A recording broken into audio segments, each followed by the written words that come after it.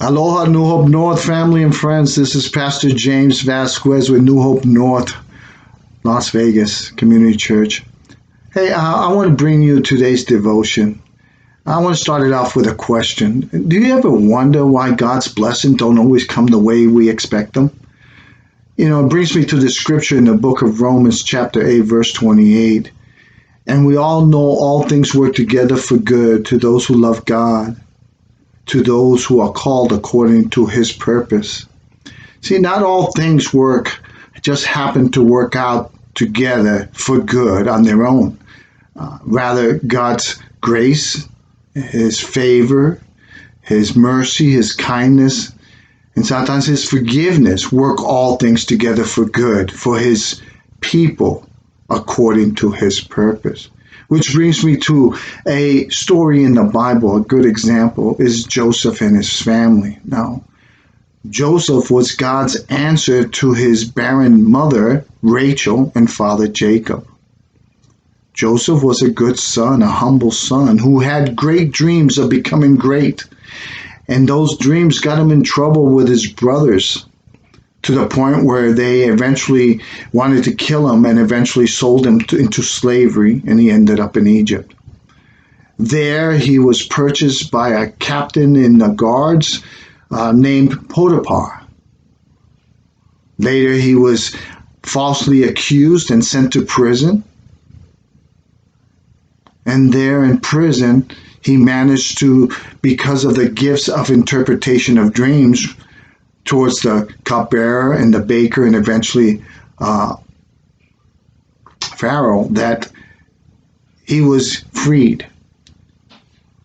And in that freedom, he was able to help Pharaoh, and he ended up becoming the second strongest, most powerful man in Egypt under Pharaoh, because he was able to help a lot of people through the famine. And eventually he reunited with his father and his brothers. So how do all things work together for good according to God's purpose, especially through Joseph? That was not an easy life. Well, let's look at it. First, I'd like to share God's grace. In Genesis chapter 30, verse 22, then God remembered the prayers of Rachel, and he opened up her womb, and she was able to conceive her first son, Joseph. Now, without Joseph, there's no story. But then we look at God's favor towards Joseph, that it was with him, and everything that he did, he prospered. And that comes from Genesis 39:3. It says that Potiphar noticed and realized that the Lord was with Joseph, and he exceeded his success. It was successful in everything that he handled.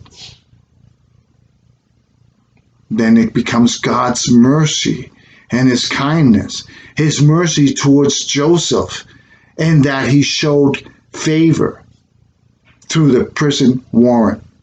And that comes from Genesis 39, verse 21. But the Lord was with Joseph and showed him mercy and gave him kindness and favor in the sight of the warrant. And then, of course, God's forgiveness towards the brothers of Joseph.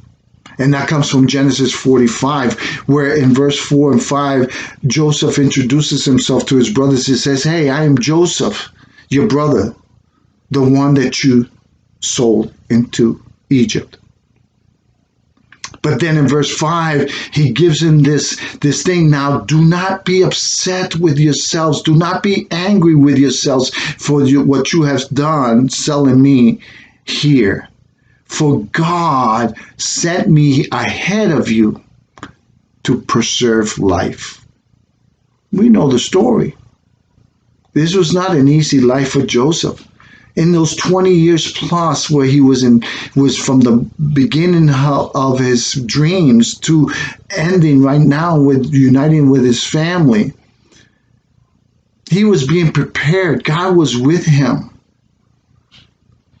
And even though Joseph sometimes during this time did not know what was going on in his life, he realized at the end when he made that statement that if it wasn't for what he had learned through life and the preparation, he would not be able to do what he did for Pharaoh and for the people and for his family. See, sometimes we just don't understand why things happen. All we know that God is still in control and he is working all things out for the good for his people. I believe that Joseph understood that it was God through it all. And we need to have that also in our lives as we go through this pandemic and having to stay home, feeling like sometimes we're in prison with Joseph. But God has gifted you with things. He has called you to do things for him. He says he will work everything out to those who love him. So my question to you is, do you love God? If so, then stay obedient to his word and continue to do the work he has called you to do. We'll get through this.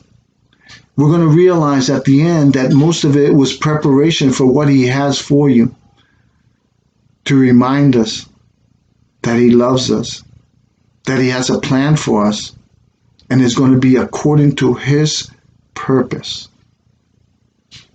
So friends, family, stay positive. Know that God is in control no matter what. Know that he loves each and every single one of us.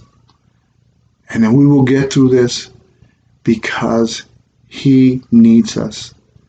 And his plan will never fail. Take care.